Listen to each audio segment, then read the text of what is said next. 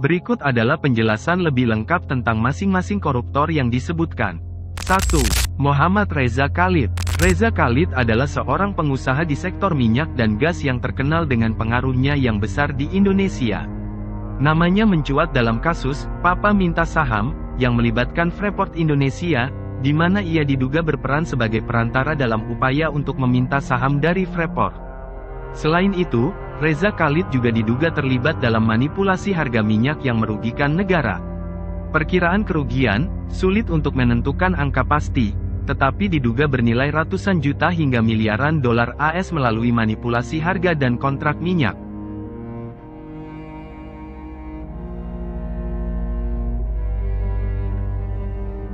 2. Gayus Tambunan. Gayus Tambunan adalah mantan pegawai Direktorat Jenderal Pajak yang menjadi terkenal karena skandal korupsi pajak. Ia berhasil mengumpulkan miliaran rupiah dari berbagai perusahaan dengan memanipulasi laporan pajak mereka. Kasusnya menjadi perhatian nasional setelah ia tertangkap menggunakan identitas palsu dan bepergian ke luar negeri meskipun sedang dalam pengawasan. Perkiraan kerugian sekitar 25 miliar rupiah, sekitar dolar 1,8 juta USD, dari berbagai perusahaan. 3. Nazarudin, Muhammad Nazarudin. Nazarudin adalah mantan bendahara umum Partai Demokrat yang terlibat dalam berbagai kasus korupsi, termasuk proyek Hambalang. Ia diduga menerima suap dan melakukan penggelapan dana proyek pembangunan pusat pelatihan olahraga di Hambalang. Nazarudin juga terlibat dalam sejumlah proyek pemerintah lainnya yang bermasalah. Proyek ini diperkirakan merugikan negara sekitar 2,5 triliun rupiah, sekitar 175 juta dolar USD. 4. Setia Novanto. Setia Novanto adalah mantan ketua DPR RI yang terlibat dalam skandal korupsi IKTP. Proyek kartu tanda penduduk elektronik ini direncanakan untuk meningkatkan sistem administrasi kependudukan, namun proyek ini malah menjadi salah satu skandal korupsi terbesar di Indonesia. Setia Novanto didakwa menerima suap dan mengatur penggelembungan anggaran proyek tersebut. Kasus ini diperkirakan merugikan negara sekitar 2,3 triliun rupiah, sekitar 161 juta dolar USD.